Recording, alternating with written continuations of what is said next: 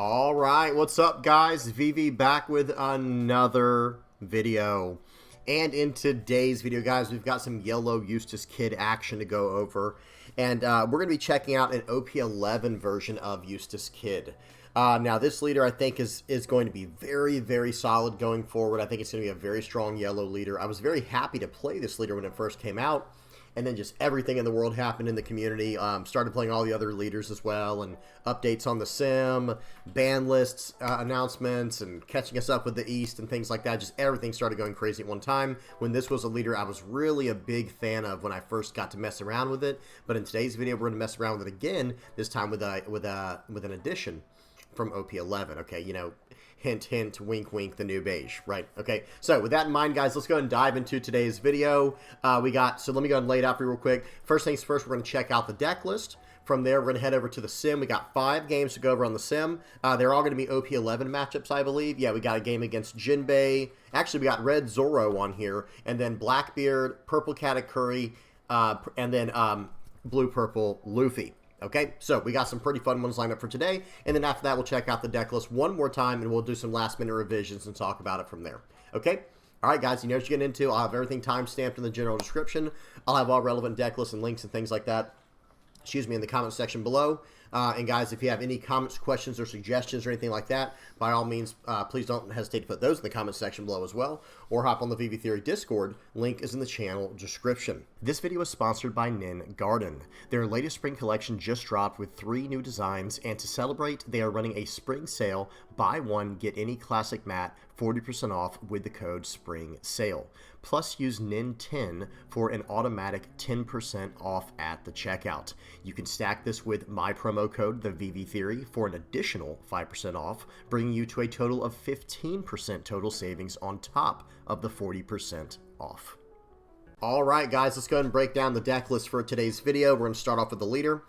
So we have a 5,000 power, 5 life, mono yellow leader here with the Supernova and Kid Pirates type. The effect is at the end of your turn. This is at the end of your turn effect. You may turn the top card of your life cards face up and then set up to one of your 3 to 8 cost characters with the Supernova type as active. That character gains blocker until the end of your opponent's next turn. Okay, so just understand something real quick, guys, with that effect there. As long as it is a cost 3 to 8 Supernova type character, if it's already active, you can still use the effect to give him blocker. You don't have to, he doesn't have to be rested and then set to active to get blocker. Okay, just understand that. But you do have to have a life card at the top of your life to flip face up. That is a requirement. That's part of the cost. Okay, so with that in mind, I'm going to run through the list real quick and we're going to talk about things. So we're running 4 Viola. I'll come back to this card. 2 Hiyori. 4, actually, I'll probably just go through the whole list, guys, and then we'll go over and talk about it. So 4 Viola, 2 Hiyori, 4 Ace, 4 Rouge, 4 Cavendish, 4 Basil Hawkins, 4 Monkey D. Luffy, 4 Captain Kidd, 4 of the X-Drakes, 4 7-cost Trafalgar Law, 4 of the new 2-cost Beige. This is the only card that doesn't come out until OP11. And then we have 4 of Trafalgar Law. This is a promo card, so, you know, that's going to be kind of, that's a hard one to work out right now. We'll talk about that too in a minute. And then we have 4 of the 0-cost event. You're the one who should disappear. So real quick, let's go ahead and get this one out of the way first, is the promo Law. If you cannot get your hands on this card, it's just unfortunate. It is what it is. But you can put your favorite 2K counter in the place of this card for the time being. If you want to run Beige here, you can. If you want to run, let me just bring up all the 2K counters real quick for yellow. So these are all the 2K counters currently available in the game. Okay, my head's kind of in the way, but don't worry about it. Just know that in OP11, you can even put Zeus in the place of the Trafalgar Law. I'm running 2 Hiyoris, so technically, if you lose these 4 laws because we just don't have access to them yet, well, then another option to run there would actually be something like you know, go up to 4 Hiyoris, and then you have 2 options to run whatever other 2K counter you want to. I do like running exactly 10 2K counters in this deck. I do think it's a hot spot for what we're trying to do because we have so many 0-cost 3K counters. We're running 4 0-cost 3K counters, and then we are running some just straight up vanillas here, the 5-cost 7K Rouge and the 6-cost 8K Cavendish. We have a lot of counter power in this list. The only bricks that we have are the 7-cost, 8-cost, and 10-cost characters. Okay, everything else is a blocker or a 2K or a 1K or the 0-cost 3K event. So we're doing pretty good in the counter department. What else? Okay, so after Trafalgar Law, like I said, until we get this promo card, until we get access to it, I would just go up to 4 Hioris, and then I would drop down to 2 of maybe, you could run 2 Satoris in the place here, in the place of the Trafalgar Laws. You could run Frankie. There are quite a few options. Honestly, guys, just run whatever you want to there. Just run whatever you want to. Maybe even Flampe if you want to have a little bit of extra, like, utility card draw against certain matchups, like maybe like Nami or something, to draw through your deck faster. Okay? So, what else? So that's the Trafalgar Law. That's the promo law here. Next up is Beige. This doesn't come out till OP11, but for the time being, I think you could just run Shirahoshi here. And if you don't want to spend that kind of money on it, let me go to Blocker real quick. There are plenty of other options to run. This is a searchable Supernova Blocker. It doesn't really have a great, how do I say this? It doesn't have great synergy with what we're doing with Eustass Kid, but at the same time, there is potential to use this card. Like, there are ways you can use this card, right? So, for example, you may add... So, let me read the on-play effect real quick. It's a 3-cost 4K, 1K counter blocker, Supernova Pirates. It has, on play, you may add 1 card from the top or bottom of your life cards to your hand, and then add up to 1 Supernova-type character card with the cost of 5 from your hand to the top of your life cards face up. Now, again, we can add, the only card in this deck that we can even actually add is the 5-cost Uruj. Okay, this is all we can add in that spot, back to the top of our life if we do try to run Bonnie. However, it might just help us out to just play it out as a 3-cost blocker, and if we do want to save one of our characters, what we could potentially do is play out the Bonnie, just take our top life card, if it's already flipped face up from our leader effect, just play it out, take our top life card, and then stand one of our characters up at the end of the turn, you know, like this Eustass Captain Kid, and then we get a really, really big blocker, and they can't attack into it or something like that. Okay, so there is some options here to run Bonnie. But it's not required or anything like that. I think the better one-to-one substitution for now would actually be the Shirahoshi over the Capone Beige. That's my personal recommendation, but we know this is a very expensive card, so if you don't want to run this card, by all means, you could even run something as simple as this Charlotte Galette here. It's just a 2-cost blocker. Or another blocker, actually, this is probably the better option, excuse me, I would actually just run this even over that Charlotte Galette here, because this is a Supernova searchable card. It's a 1-cost, 1,000 power, 1K counter blocker if you have a Supernova character on the board other than Scratchman of Pooh. Okay, it does have to be a yellow Supernova, but this is a mono-yellow deck. That part would only really matter if we were talking about green-yellow Trafalgar Law, right? Or some type of other yellow plus color Supernova deck. Excuse me. So that's that for the Beige. This card, I do think, is a big part of what the deck is trying to do. I don't know if we necessarily need 4 of these, though. After doing some play testing, it's an incredible card, and I think it's good to have in the deck. But I could see us getting away with running like 2 or 3 of these in the deck. And the reason I say that is because I do think there's some ideas here, some options here, to maybe go up Katakuri. This is just a really solid card, guys, and with seeing how much... So, at the time you're recording this video, there have just been some nerfs to the black card pool, losing Ice Age and Gecko Moria, and now Raigo's gone as well, so we don't have access to something like Raigo. Well, because of that, any deck that is running green and has access to the 8-cost Eustass Kid, they're going to be a menace, right? It's going to be hard to deal with that. Now, we can go, you know, kind of toe-to-toe with them by dropping down some really large characters, 7-cost, 8-cost, 10-cost characters that can attack into these bigger bodies on the board. But I think most often it's going to be, you know, easier to just remove it from the field if they don't have Tashigi to save it. Because only Tashigi can save the 8-cost green Eustass Kid from this character's effect, right? That's the only thing that can do that currently in the game for what most of those decks would be running. So there is an option here to maybe go down -2 of these Trafalgar Laws and go up 2 Katakuri. That's going to come down to some play testing. We'll have to keep an eye on that as we're looking through it. X-Drake is a 2K counter. Eustass Captain Kid. So this card was basically built for this leader because what you do, it's an 8-cost, 9,000 power character. On play, you rest this character to trash the top card of your opponent's life. And then at the end of your turn, there's 2 different end of your turn effects that happen, right? You'll have your leader to stand this character back up as active, even though he had to rest to do his effect. And then at the end of your turn, this character has, if your opponent has 2 or less life cards, you're going to be able to draw 1 card and discard 1 card from your hand. So really, really powerful effect there. We can stand our guy up, turning him into a 9,000 power blocker with our leader effect. And then we can also cycle a card out of our hand. Really good stuff. Luffy is just a searcher, nothing to really talk about here. Okay, and next up is Basil Hawkins. So this is one of those characters that is just... It's just like Eustass Kid is for this deck, where it's kind of perfect, right? It's kind of the perfect card made just for the leader, where at the end of your turn, you can give a Supernova character with a cost from 3 to 8 blocker. Okay, well, here's a 4-cost character, and it has blocker now, and on KO, you're going to be able to trash up to 1 card from the top of your opponent's life cards. So this is just a great card to slam down on turn 2 going second, or even maybe turn 3 going first. Just slam this down, attack in with your leader, and then at the end of your turn, make this character into a blocker. Okay, so now if they go to attack in, you can just block their attack, and instead of you losing life, they lose a life. So it's actually a very, very powerful card in that way. Okay, then we have 2 just really strong vanilla characters. These would be the first characters to leave if we get more support for yellow supernovas in the future. But we have 5-cost Urouge, and we have 6-cost Cavendish. Now hear me out, guys. These cards are extremely powerful. The Urouge being a 5-cost 7K, I think, is better than the Cavendish. Even though Cavendish is a 6-cost 8K, it's just bigger. You have to think about it like this. If I'm going first on turn 3, I can't play Cavendish, but I can play Urouge every time. Right, because I'll have, going first, I'll go 1, 3, 5 Dawn. Well, if I'm going second, and I go, 2, 4, 6 Dawn, well, I can play either one. However, if I do get stuck going first, Urouge can always be played on turn 3, and for the sake of tempo and for what this deck is trying to do, it's more important to just be able to do that consistently, as opposed to having the Cavendish, right? Having this going second, being able to play this out on curve. So I do think this card is just strictly better than Cavendish for what we're trying to do with this deck. And being a 7,000 power character, guys, 7,000's always been kind of the magic number swinging into 5,000 power leaders. Though I will say this, seeing more and more character leaders being able to get to 6,000 power, like green-purple Luffy or blue-purple Luffy coming out.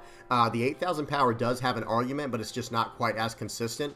I would much rather be able to swing 7,000 power into a 6,000 power leader, rather than not even being able to play out a Cavendish on turn 3 if I'm going first. So hopefully that made sense. Other than that, let's see what else to say about it. Cavendish.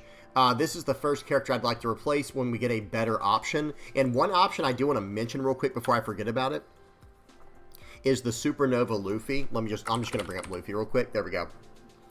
Remember, guys, this is a Supernova card. Now, we can't search it up, unfortunately, with our searcher, because our searcher's Luffy, who cannot search up other Supernova cards. Okay, so that is obviously not ideal. However, while we can't search it up, it is another 5-cost character that we can play out, and he allows us to eat our top life card if we ever need to. If someone tries to starve us, or if we have to block out aggressively, we can then take our life aggressively back, drawing a card for it, trashing the top card of our life, and then drawing a card from the top of our deck, and then we'll have an 8,000 power blocker on the next turn. So there's a lot of potential there. Okay, so that is something to consider over the Cavendish. But again, the one major flaw with this card, the major setback and flaw with this card, it only has one, and it's the name of the character. It's Luffy, and because of the way that this searcher works, this searcher doesn't allow you to search up things that have the same name as it does. Okay, then we have 10-cost Ace. This is a great card because you're gaining a life. So in the same way that Trafalgar Law, let me read Trafalgar Law. We kind of went over it quickly. It reveals a Supernova-type character card from your hand and adds it to the top of your life cards face down. Then if your leader has the Supernova type, give up 1 Rest of Dawn card to your leader. That last part's mainly for green-yellow Trafalgar Law, but it does help. It helps out Eustass Kid as well. But hear me out. This puts it face down, so now we can use our leader's effect. Same idea with Port Ghasti Ace here. On play, you may add up to 1 card from the top of your life cards to the top of your life. From the top of your deck to the top of your life. Okay, then if you have 2 or less life cards, this character gains rush until the end of turn. Right. So this is actually a very good card here for resetting our leader effect. And we gain a life, and we develop a huge body. It has a lot of upside. Same idea with Viola and Hiyori. Let me just tackle these at the same time. Hiyori can just take our top life card if it's already been used up with our leader effect, and then we can put a new card back on top of our life.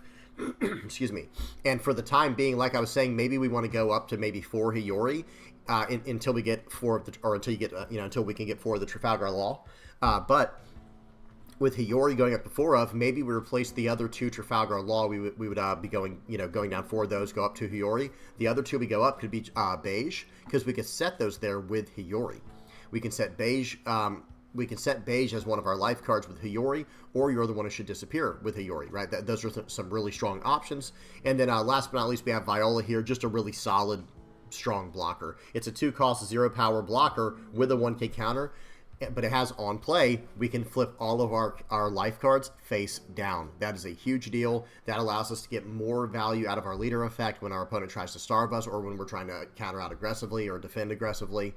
Or I guess I should say defensively, right? When we're trying to be super defensive and not take any life, well, we can reapply our leader's effect on the next turn, even though we didn't take life, while establishing another blocker in Viola, and then another blocker at the end of turn with our Eustass Captain Kidd's effect if we have a legal target. Okay, so good stuff there. That's the deck list. Let's go ahead and get into some games now. We got some games on the sim here. First up is Jinbe. Okay, let me go speed, 2x. The volume is off, and here we go, guys. Let me see if I did this right again. Nice, okay. All right, so volume is off, speed is on 2x, and here we go, guys. First game up is against Jinbe, and I will say this right now, this first list we're going to be looking at is actually slightly different, but the other 4 games, the remaining 4 games, will all be the deck list we just looked at. There's like 3 cards that are different in this list. It's the 6-cost Nico Robin, the 4-cost Electromagnetic Cannon, and I think there might be 1 or 2 other cards. It's like 1 or 2 other cards that are a little bit different.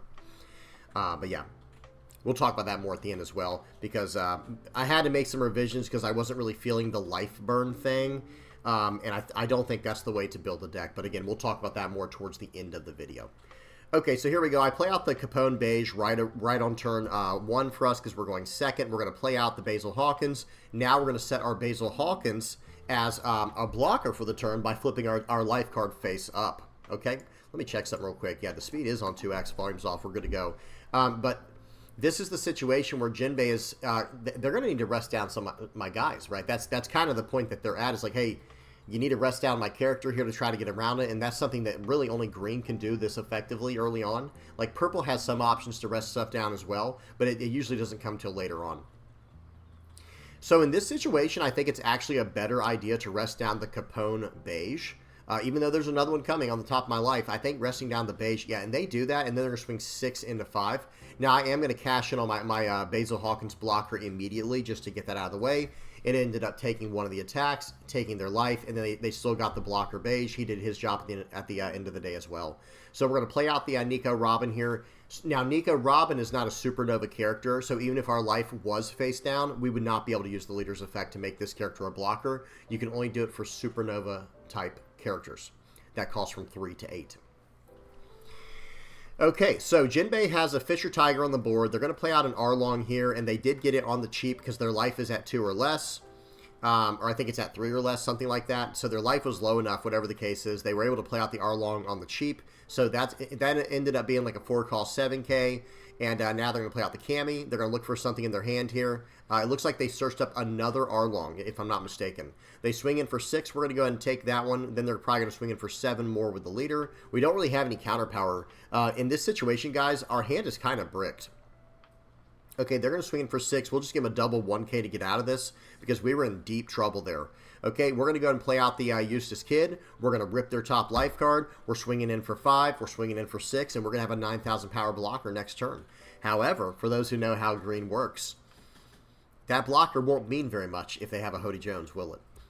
Green is in a very good spot, guys. Hody Jones is becoming a very, very strong card. Just across the board. So we're going to swing 5, like I said. They give us a 1K. We're going to swing 6. They're going to go in +2 with the Vagabond Drill. And then into turn, we're going to cycle some cards out of our hand here. Probably trash the Trafalgar Law. We'll flip our top life card face up. Okay, nice. It's a draw 2, trash 1 trigger.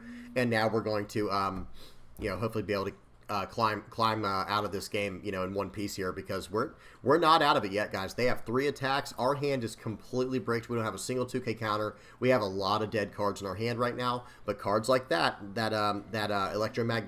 electromagnetic cannon is going to be able to draw some cards. So they're going to go and rest. They're going to swing in for 9 with this new Jinbe, we're just letting that thing go. Okay, we're not trying to save the board. We're trying to survive right now. They're going to swing in for 6. We're going to go ahead and take this one to do a draw 2 trash 1. We'll trash the electromagnetic cannon because we won't need that now. And now they're going to be able to swing in for the rest here. They're going to swing for 6. We're going to take this one, another electromagnetic cannon. Okay, and watch this. If this is the game I'm thinking of, I think we might get, we're going to block this last attack. Okay. Yep, so they're going to swing in for 7, or maybe they don't. I don't even think I would at this point. Yeah, they just passed the turn. That was the intelligent thing to do, because I'm just going to block it with my my Captain Kid. So we're going to swing in for 5 here with the leader. We gained a life with our leaders, or excuse me, with the Ace's effect here. We're going to swing 5, swing 9, swing 10. Let's see if they're going to be able to get out of it. They get out of the first attack. We're going to swing for 9. Can they get out of this one? This will take some kind of event here. But they probably can. Yeah, they're going to use that. They're going to use the Vagabond Drill and then do a 1K or a 2K.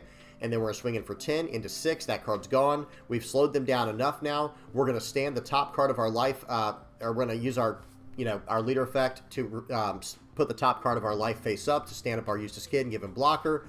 Okay, this is not looking good, guys. We do have a lot of counter power in hand now, though, because we've gone through a lot of ways to, we've gone through a lot of cycling now with the Eustass Captain Kid and the electromagnetic standing triggers. And I think, guys, watch this. I think we might have one more, if I'm not mistaken. Let's see what happens here. So they swing for 7. They only have 8 left, so I'm going to take this. It was a 3rd electromagnetic cannon on top of my life, guys. I think I had 3 of them in life, and 1 was in my hand. That was crazy. But either way, I think we had enough to get out of this no matter what, especially after the first few. We had a bazillion counters. So that might have been a little BM at the end there. How much did we counter out for? Let's see. Because he was just seeing if I could counter out of it. Okay, we ended up countering for 13. We got out of it. GG to my opponent. But yeah, Jinbe is no joke, guys. Jinbe, I think, is going to be pretty decent moving forward here. Okay, now let's go ahead and go to the next game. So that was the first game. That was using a little bit outdated list, running the electromagnetic cannons, running the Nico Robins. Okay, now this next list should be like what we saw when we were going over the games. So next game up here, we got a game versus Red Zoro. Okay, so volume is off. We're going to go speed 2x, and here we go. Now, here we go. This should be the actual list we saw when we were going over the deck list. Okay, they're going to start off with a Nami. Seems good. And we are going to play pretty defensively this game, and we're going to try to passively burn our opponent's life down. They're going to swing for 5. We are going to counter out immediately. We're not going to give them any chance here. They play out the chopper. They get a chopper. Okay, yep. And, of course, we're going to go into that chopper. We're going to go straight into the chopper. And let's see what happens here. So 5 and a 4. And let's see what he does with this. See if he wants to save this or not. I think saving this would probably be a mistake because he sees I'm not going for his life at all. We're going to play out the Basil Hawkins. We're going to flip the top card of our life face up. And now we have a blocker. Now, we might not necessarily use this blocker right away. A lot of times, it depends on the matchup. If you're playing against a deck that has a lot of removal, you might want to use the blocker right away if they give you the opportunity. But against Red right now, with a deck like Zoro or Zoro, they're not really running much of that. So we might end up just countering out of this or even taking this one. We're going to take this one. We're not going to use the blocker early on just yet, because instead I can actually have more attacks into their Tony Chopper next turn, and I can still stand up the blocker. They're going to swing in for 6. We're going to counter out of this one, and let's see what they do here. They still have 4 Dawn left. They're going to play out the Tony Chopper blocker. We're going to say, no, you're going to have to give me a card every time I attack now. We're going to swing for 5. They have 1 Dawn active. They probably have the event Shut Up and Come With Us. Yep. They did that, and then now they're playing out another chopper, and they just let that one go, interestingly enough. They just let it go. We were just going to swing 5 more into it, to be honest. It was never going to stop in that way. We're going to play out the Cavendish. We are going to stand up the Basil Hawkins and then make him a blocker and go on from there. And ultimately what we're trying to do in this matchup, guys, is slow down our opponent as much as possible and keep as many characters as we can on the board. Okay, we're going to take the 7K hit because that's probably going to be his largest attack. And now we're probably going to cash in on this Basil Hawkins on this turn. Okay, he still has 2 other attacks here. We don't want to take this hit. We're going to 2K counter out of this. Yep, and now he has a 5K and a 5K attack ready to go. Let's see if he chooses to do it or not. He's going to swing for 6, and now I think we should cash in on the blocker. We have other options still, but I like that. Getting rid of his life card. He's down to 3 life, just like we are. We both have 5 cards in hand, but he has more cards on the board right now. Does he want to swing with that Tony Chopper? Because that becomes a very dangerous play. Okay, he said, you know what? We're going in right now. I'm going to give him the 1K counter there. We're getting out of that every single time. And now, this is where the game can start shifting into my favor. this is where the game can start shifting into my favor. We'll see what happens. Okay, so let's see what we can do here. We only have 8 Dawn to play with. We're going to go 6 into 4. This would require 2 cards from hand to save this card. Okay, they're going to use another event called it's called Shut Up and Come With Us. They're going to let that card go, and now we're probably going to go 10 into 6 here. Okay, maybe just 8 into 6. I'm saying, you know what? I don't think you're going to give me 2 cards for this. And if he does, then we might even go 7 into 6 with the so now we're going to go 7 into 4. So what I was going to say was, if he let that card go, we would have gone 7 into 6 with our 1 cost there and played out a blocker. Because we have 2 blockers now, guys. Remember, we have 2 blockers. We have 3 life. Next turn, we will get to be able to use our Port Gusty Ace. We're going to block out of the first big attack, no problem there. Let's see what he chooses to do next. And we actually would like to take 2 life right here, guys. We actually do want to take 2 life. So he's going to swing for 6. We're going to take that. And now he's going to probably swing for 6 more. And then he has 3 Dawn active. I wonder what that could be. Either 3 on Nami or 3 for... okay, only 2 on Nami. I was going to say it's either going to be 3 for Nami or 3 for Zoro. Instead, he does 2 for Nami. He leaves the Dawn as active. He's like, you know what? I'm going to go 7 here. We're going to give him... I think we should probably give him a life here. This was a slight play mistake for sure. That was actually just a straight-up play mistake the more I think about it. Because I could have taken that hit and gotten the life back and got to attack in with my ace on the following turn. So, hey, it is what it is. That's what happens, though, when you're trying to learn a new deck. They're going to try to save they saved the Nami right there, so we're going 5 into 4 now. Okay, let's see if he has another 2K counter here. Okay, that's fine. We're going to swing in. We're going to play out the ace. We're not going to gain life. So see what I was saying there? We could have had an extra blocker there as and everything and taken that last hit. So that was definitely a play mistake using our blocker on the turn prior, the turn before. Okay, but we do still have 2 life, and we still have an ace, and we have a blocker, so we're doing okay. We got a 2K in hand, a 0 cost, 3K in hand. We're actually looking pretty good, even though things look a little bit scary. And I believe earlier in the game we did see a Diable Jambe from the Nami search. Okay, so here we go. They're swinging in for 8. He only has 4 Dawn left, so it's going to be for 10. So right here, we're going to take this and see what he does here.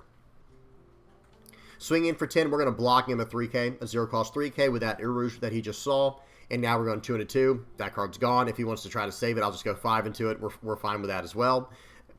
Hey, you got it. He probably should have let that one go and just taken all of his life this turn. But at the same time, we do have the other Rush Ace, so maybe that would have saved him doing it like that. Standing that card up as blocker. Guys, we have a 2K, 2 1Ks in hand, an 8,000 power blocker, 2 life. This game's basically over. Our board is stacked. Okay, here we go. They're gonna go ahead and swing for 7. We're going to cash in on the blocker right away because, like I said, I think earlier on I saw he was running a Diable Jambe.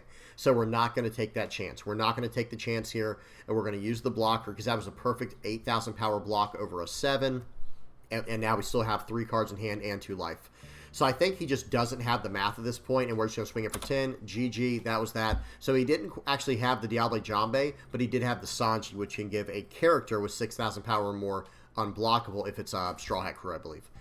Good game to my opponent there. They got stuck in, like, this deck is very good at countering pressure by gaining life and going for the board and getting blockers and things like that. Good game to my opponent, though.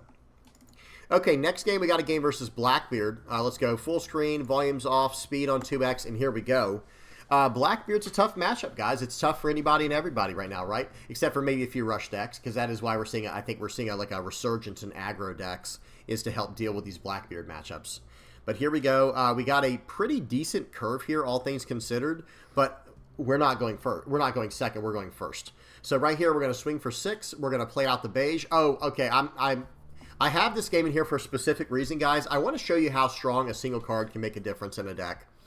We don't have access to the beige yet, but watch this, guys. I'm going to swing 5. They're probably going to take it. Okay, they counter out. That's fine. I play out an Rouge. I give him blocker and pass the turn. Watch what happens right here. My opponent's about to leave the game, and let's see what happens. So right here, they used the stage. They just used a Shigan Finger Pistol, and they tried to get rid of my Rouge.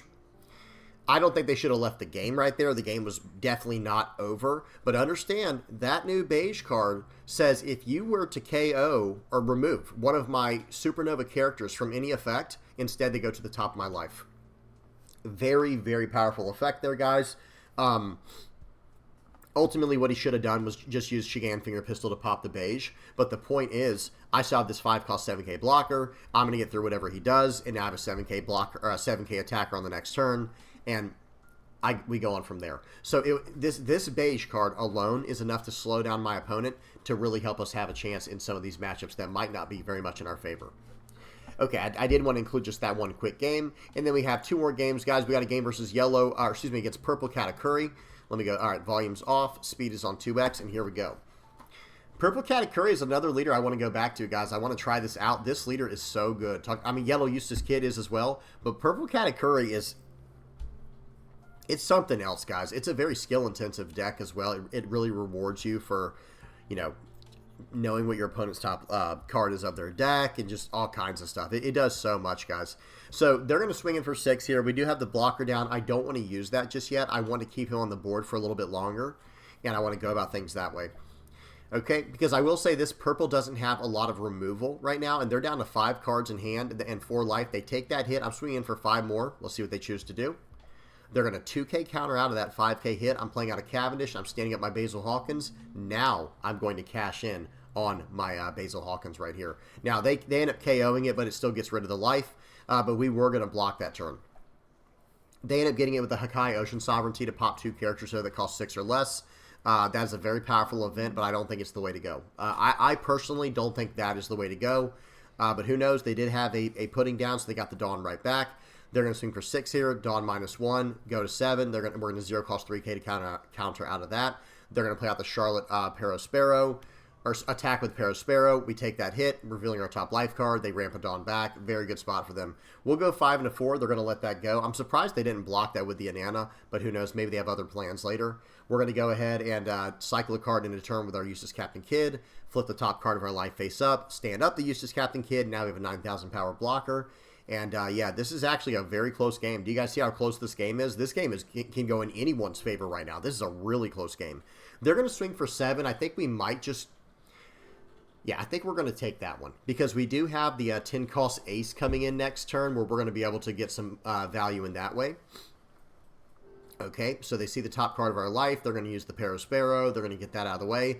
That Parasparrow is a really good new card, guys. If you have not tried the new 5 cost 7K Parasparrow in Purple Katakuri, what are you waiting on? No, I'm just kidding. But seriously, that card is so strong. So we're going to go ahead and play that out. We're going to block 9 for 9 and counter out with the Viola. We have a Searcher now, but we're going to swing 5, swing 9. We're swinging 9 at face, by the way. I'm not letting him counter out easily with that Parasparrow. And then we're swinging him for 10. He counters out. Into turn, we'll do a Psycho with our 8 cost Eustass Kid. We'll stand him up as active with the Leader's Effect. And now we have a 9K blocker. We have 2 life. And guys, we have 2, 4, 6, 8, 10,000 counter in hand. And a 9K blocker. They're going to play out the 10 cost Lin. We're going to block. We're going to 2K counter out of that. They're going to use the Charlotte Pudding effect there. I don't know what's going on there. They're trying to look at our top card, I guess. I think they could have just done that with the leader effect, right? I'm not sure what was going on there. I guess they wanted to try it a different way. They're going to swing in for 8. We're going to cash in on the 8,000 power block here, maybe. Actually, we might just... Yeah, I think we should use this, and then we'll counter out of the 12K hit with a double 2K. Okay. Yep, so we get rid of that. He's going to 12 and a 9. We'll give him a 2K here. Probably shouldn't use the X-Drake there, but we do have more life than our opponent, so maybe that was the right call.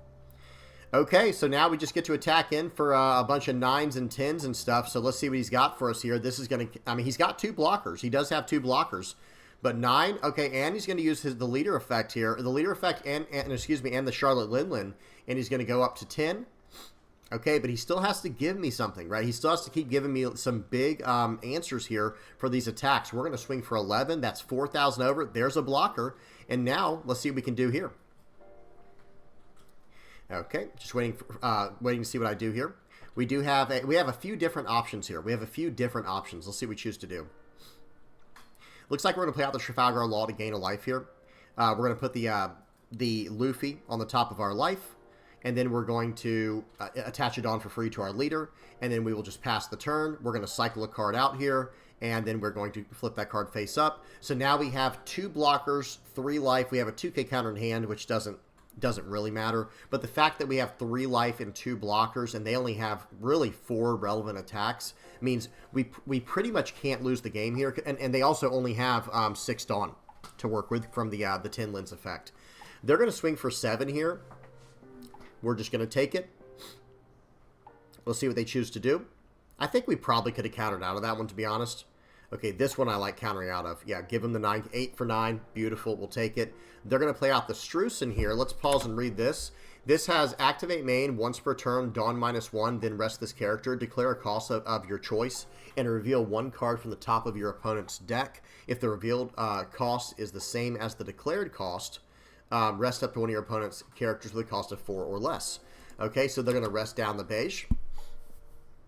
Once they declare, I think it's a 0 cost, you're the one who should disappear on top of my life. Yep, it is. And they're going to rest down the beige. And now they get to swing for 9 and 12. But it doesn't really matter at this point, right, guys? Like, I guess they can swing for 10 and 12. Yeah, so they just go ahead and give up. They could attack both into my life, and it doesn't matter, right? Because we're just going to go, okay, take, and we're down to 0, and then we have this entire board.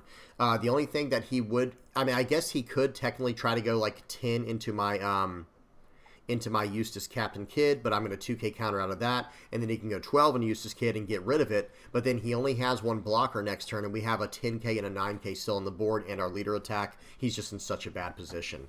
Okay, we got one more game, guys. We got a game versus Blue Purple Luffy. Okay, allergies are going a little bit crazy right now, so it's a good thing we're getting towards the end of this video. But, okay, we're going to start off by going first. And I do think that is kind of ideal against Luffy. I think we do want to go first against them. Because they have a lot of 3-cost ways to, like, ramp Dawn with the It's to Die For and Gear 2 and even Zoro if they're still running that. And we get to swing for 6 and be on an even curve every time. So we're going to swing for 6. They give us a 1K counter. We play out the 2-cost beige. And then we're going to be able to follow up with a 4-cost Basil Hawkins still swinging for 6. Okay, so they're going to swing in for 6. Like I said, we take it. We're going to swing for 6 here. He gives us a 1K. We're going to play out the Basil Hawkins, set our top life as active, or as face up at the end of turn, and give our Basil Hawkins blocker. Okay, let's see what they want to do here. Now, we will be on a 7 Dawn turn next turn. Very nice. They're going to swing in for 6. We're going to take. Now, we're going to block with the Basil Hawkins, ripping their life card. It was a Gum Gum Giant. We'll take that every single time. Now, this is interesting right here. They're going to play out the Duval. So let's see what we can do here. We're going to go 5 into 1. Let's see if he wants to save it. Okay, he chooses not to. And now we're just going to slam down a 7-cost 9K Trafalgar Law. We'll put a card into our life. There's definitely an idea for putting the 2K counter into life and putting it into the board next turn, but I don't think we actually need to do that. Like, I don't think we should waste the 2K counter in hand. I want nothing but big bodies on the board, right? I want to put down some big characters on the board because that's our best way to deal with Blue-Purple Monkey D. Luffy. So they're up to 10 Dawn now. They have set their top 5 cards in the way the leader does. Well, I guess, set most of them. They'll do like they'll draw a card at the beginning of the turn out of their top 5 and then set the remaining 4 where they want them. They're going to swing for 10. We are going to take that. Seems good. That's actually really good for us. We're going to swing 6 with our leader every single time we can. Swing for 6, swing for 9, slam down the Eustass Kid. There goes your last life. And now, into turn, we're going to do a cycle with our 9-cost Kid, and then we're going to stand him as active. We don't need the other Eustass Kid now because they have 0 life, but then again, they can gain life. They can choose to gain life, and that does happen sometimes. But no, we did stand up our Eustass Kid at the end of the turn, and now we have a 9K blocker. We're in a very good position. 3 life, 9K blocker. We'll block that. Hey, do you want to swing into my character? No, they do not. They're going to swing for 9. We'll take that. Now we'll give them a blocker here for free. It's all yours, and here we go. Now, we don't have any 10-cost aces in this situation, so we're not in the best possible situation. But at the same time, my opponent's not in a very good spot either. And look at all the blockers we have in our hand. We have a lot of blockers in our hand. So we're going to swing for magic numbers here to the best of our ability, which is probably just going to be 10, 10, 6. They take that. Yep, they go ahead and take that. That's fine with us. We're okay with that. So they end up countering out aggressively there to save their blocker. Now we're going to swing for 7. I think we could probably swing for 8. I think we probably should have swung for 8 there or 7 and then play out some blockers. Nope, just kidding. We're going to finish the game out here. We're going to swing in for 9 with our Luffy. Got you guys. I tricked y'all. I actually tricked myself there. I forgot about this game. And when they didn't counter out of that 6K attack, I thought, you know what? He's got 2 cards in hand. If I swing for 9, if I swing for just 9 with Luffy, what is he going to do? I mean, he'll have to have a 2K or the game's just over. So good game to my opponent there. Always be looking for lethal. But understand this, guys. Say he had a better hand than what he had right here. We could have just gone triple blocker across the board right there. Or I guess just 2 blockers because we could stand one of our characters up at the end of turn and have 3 blockers. So we were in a very good position there. We were in a very, very good position. I think having a 10 cost ace would have put us in the best position. But hey, either way, that was a good game to our opponent there. That was a rough one for them. Okay, that was it for the games today. Let's go and check out the deck list one more time. Let me move my face back over here. So the other version that we were looking at, let me see if I can find it real quick, because I do think it's up here somewhere. I think it's this one. Yeah, so this was the version we saw in that very first game. And then I remember I was talking to my buddy Mike. Okay, me and him are always brainstorming One Piece decks and things like that. And he was like, dude, I'm having a really good time with Eustass Kid. And I was like, I'm having a pretty good time, but not as much as what you're saying. He was saying, dude, I'm having a lot of success with this character, or with this leader. And I'm like, well, how are you building the list? And he was saying pretty much the exact same as you see on the screen here, guys. This was like the main difference that we had. So take a mental screenshot real quick. And we moved it from this. Now, look for the yellow, this Nico Robin, the 6-cost Nico Robin, and the 4-cost electromagnetic cannon. Watch this. That's the only thing that really changes. The magnetic cannons become a more defensive card in the 0-cost event, and then the whatever they were called, the 6-cost Nico Robins went over to Viola, right? So I just made it a little more defensive and relied more on my leader effect. Because one thing I will say this too, I was talking to my buddy Joey from Heart Pirates TCG, and I was telling him, I'm like, dude, I don't think Yellow Eustass Kid's very good because of the leader effect. But once you kind of build the deck to cater to the leader effect, that changed everything for me. Just that entire mindset. Sometimes you just have to approach things from a totally different mindset, and it changes your entire outtake, or your entire, outlook on whatever it is you're doing. Okay, so I will say that, big shout out to my buddy Mike and Joey from Mike from my locals here, and then Joey, who used to be from my locals as well, but Heart Pirates TCG. We're always, One Piece is that's like all we're ever thinking about, you know what I mean? So it's just always on our mind. And sometimes I'll overlook something. I do it, guys. I will overlook stuff all the time.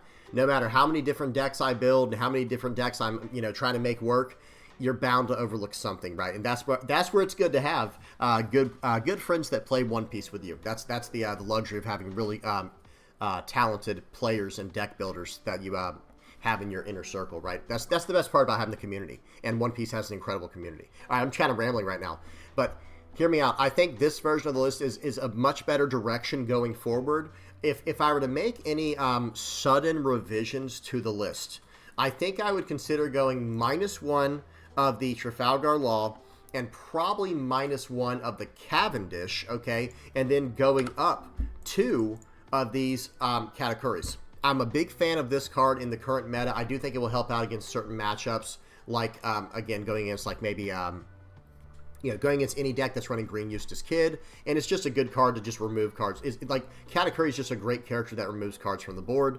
Who cares if we give it to them in their life, because we're just going to burn up their life later with Eustass Captain Kid here, the 8-cost, or even just, using our blocker, using our Basil Hawkins as a blocker, or just attacking into them and getting bigger, better cards on the board. It'll just come back around.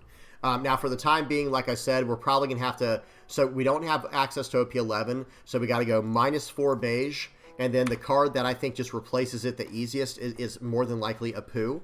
But I think Shirahoshi is a good option as well. So let me say that right up front. But I'm going to replace him with Scratchman Apu for now. This is a great... It's a really good quality counter, or excuse me, blocker, 1-cost blocker. It's a great utility blocker, but if you have access to Shirahoshi, you might want to run that over Scratchman Apu. It's up to you. And then over the Trafalgar Law, the 2K counter, what I would suggest is probably just going, maybe go 3 beige, and then 2 Hioris, or even go 4 beige and 2 Hioris. Maybe that ends up just being a better call, just more defensive capabilities there. And you're really entering into a game of attrition with your opponent. You're trying to say, hey, we're going to go late game. Listen here, Bubba, we're going late game, right? That's what we're saying to our opponent. Like, listen here, buddy, we're going late game, and we're gonna make this. We're gonna make the best of this. So I do think this would be a pretty good adjustment for now, for the time being, until we get the promo law. That we again, I don't know when we will get access to that in the West. If you know, please say something in the comment section below. And of course, the OP11 beige, the 2-cost blocker beige. Let me find that real quick. This card. I don't think we won't get this until OP11. So until then, I think we can replace the beige with either A, Scratch Metapu, B, Shirahoshi, or C, maybe even this Jewelry Bonnie. Like I was saying, even if you're not using it for the on-play effect, it's still a 3-cost, 4,000 power, 1k counter blocker we can kind of throw out on curve going first. So I do think this is a good card, and it's Supernova searchable, right? So I don't think that's that bad at all. Okay, so that's it, right? So for the 2K counter Trafalgar Law, probably just go for Capone Beige. Too bad this is not a Supernova card, right? Too bad this one's not Supernova searchable. But then for the 4 Capone Beige blocker that comes out in OP11, just throw in the Scratch Manapus, the Shirahoshis, or the Jewelry Bonnies. What else? I think there's a few other things to consider as well. I would like to probably fit this Monkey D. Luffy into the deck. Like maybe even taking out the Cavendish, like maybe going -3 Cavendish and going up 3 of these Luffys. I think there might be an argument for that. Maybe. It's hard to say. Or even going just 2 of these Luffys. And let me say this. I would like to fit in like a little bit of removal. Not much. Like maybe 2 or 3 cards worth of removal.